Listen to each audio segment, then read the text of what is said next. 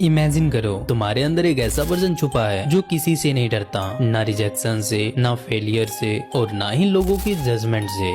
उसे मतलब होता है तो सिर्फ अपने आप से, जिसे हम कहते हैं द डार्क कॉन्फिडेंस। जरा सोच के देखो, तुम क्लास में बैठे हो, टीचर कोई सवाल पूछता है और तुम्हें उसका आंसर पता होता है, लेकिन फिर भी तुम अपना हाथ नहीं उठाते। किसी डिस्कशन में तुम्हारे पास बोलने के लिए परफेक्ट पॉइंट था, लेकिन लास्ट मोमेंट पर तुम चुप रह गए। या किसी नए इंसान से बात करना चाहते थे लेकिन बात नहीं कर पाए। क्यों? क्योंकि तुम्हारे दिमाग में एक डर था, कहीं सामने वाला कुछ बोल ना दे या कहीं क्लास में मेरी इंसल्ट ना हो जाए। पर क्या हो अगर तुम इस हेजिटेशन को हमेशा के लिए खत्म कर दो, अपने अंदर वो कॉन्फिडेंस डेवलप कर लो जो किसी से नहीं डरता।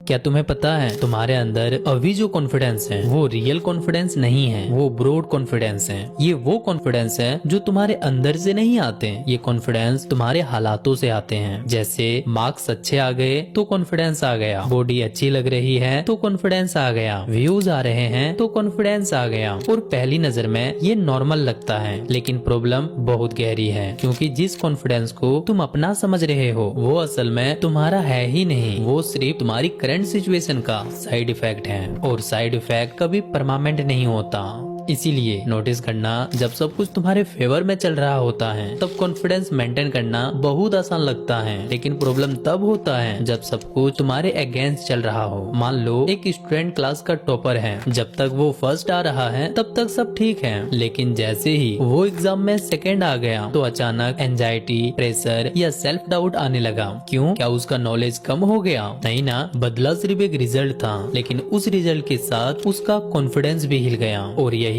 ब्रॉड कॉन्फिडेंस की पहचान है। जब तक रिजल्ट तुम्हारे फेवर में होते हैं तब तक तुम कॉन्फिडेंट फील करते हो, लेकिन जैसे ही रिजल्ट बदलते हैं वैसे ही तुम्हारा कॉन्फिडेंस भी बदलने लगता है। जैसे एक क्रिएटर को ही देख लो, जब उसकी वीडियो वायरल होती है तब उसका कॉन्फिडेंस हाई होता है, उसका मूड अच्छा होता है, लगता है सब कुछ कंट्रोल में है। लेकिन जैसे ही एक दो वीडियो फ्लॉप होती है तो वो कॉन्फिडेंस गायब हो जाता है। क्यों? क्योंकि उसका कॉन्फिडेंस रिजल्ट से आ रहा था, रिजल्ट आना कम हुआ तो कॉन्फिडेंस भी कम होने लगा।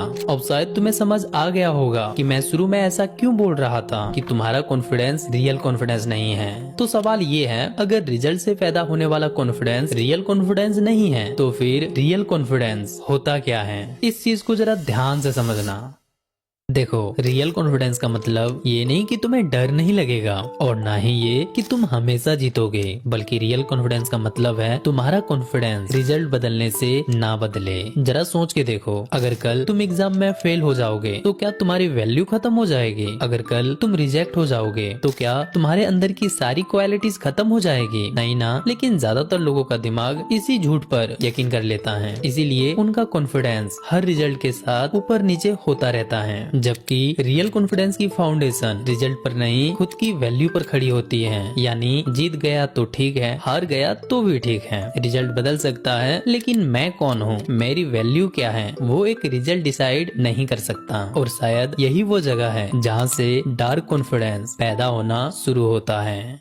डार्क कॉन्फिडेंस का पहला रूल है, किसी को अपने ऊपर मत समझो। इसका मतलब ये नहीं कि तुम एरोगेंट बन जाओ, मतलब सिर्फ इतना है कि तुम किसी को भी अपने दिमाग में इतना बड़ा मत बनाओ कि तुम खुद उसके सामने छोटा लगने लगो। जरा सोच के देखो, जब तुम अपने दोस्त के साथ बात करते हो तब तुम बिल्कुल नॉर्मल रहते हो, तब तुम्हें सोचना नहीं पड़ता क्या बोलना है, कैसे खड़ा रहना है, कैसे हंसना है, सब कुछ नॉर्मल होता है। लेकिन जैसे ही कोई अट्रैक्टिव लड़की, कोई टीचर या कोई ऐसा इंसान सामने आ जाए जिसे तुम अपने से ज्यादा इम्पोर्टेंट मानते हो, तब अचानक तुम्हारा बिहेवियर बदलने लगता है। तुम बात करने में हेजिटेट करने लगते हो। क्यों? क्या तुम्हारा कॉन्फिडेंस गायब हो गया? नहीं, असल में कॉन्फिडेंस गायब नहीं हुआ है, बल्कि तुमने सामने वाले को अपने दिमाग में खुद से ऊपर बैठा दिया है। और जिस मोमेंट तुम किसी को अपने ऊपर रख देते हो, उसी मोमेंट तुम्हारा दिमाग उसकी हर रिएक्शन को इम्पोर्टेंस देना शुरू कर देता है। अब अगर वो मुस्कुरा दे तो तुम्हारा कॉन्फिडेंस बढ़ जाता है, वो अगर इग्नोर इग्नोर कर दे तो तुम्हारा कॉन्फिडेंस गिर जाता है। अगर वो एग्री कर दे तो तुम खुश हो जाते हो,